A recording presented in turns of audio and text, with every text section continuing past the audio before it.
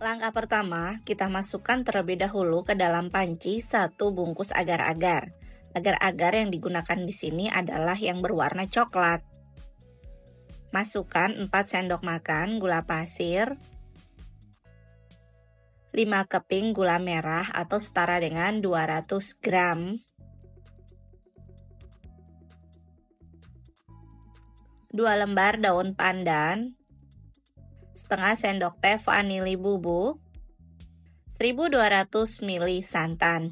Ini aku pergunakan dari 1 butir kelapa. Ini kita tuangin aja. Setelah itu, ini kita aduk rata, baru kita hidupkan kompornya dan masak sampai mendidih. Sudah mendidih seperti ini, kita matikan kompornya. Setelah itu, kita tunggu atau kita diamkan sampai uap panasnya agak hilang sambil agak terus diaduk ya.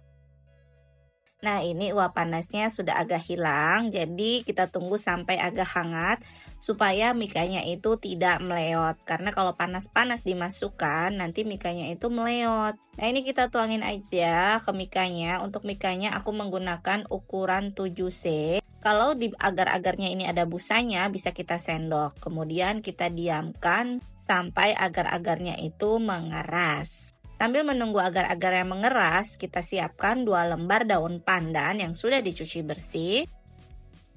Lalu lipat jadi 2. Kita potong serong seperti ini. Dalam potongan yang pertama, ini kita buang. Setelah itu kita potong lagi, jangan terlalu tipis dan juga jangan terlalu tebal. Jadi sedang aja supaya hasilnya menarik. Nah, ini udah jadi, ini tuh buat hiasannya ya. Agar-agarnya juga sudah mengeras seperti ini. Baru bisa kita hias menggunakan potongan daun pandan yang sudah kita potong tadi. Daun pandan yang sudah dipotong berbentuk huruf V seperti ini. Nah, ini sudah jadi agar-agar mikanya. Ini bisa dijadikan ide isian snack box ataupun ide jualan di sekolah nanti pas sudah masuk sekolah. Satu mika ini kita jual dengan harga 1000-an. Dan satu resep ini menghasilkan 50 mika. Untuk rasanya ini enak banget, manisnya pas, apalagi disajikan dingin-dingin.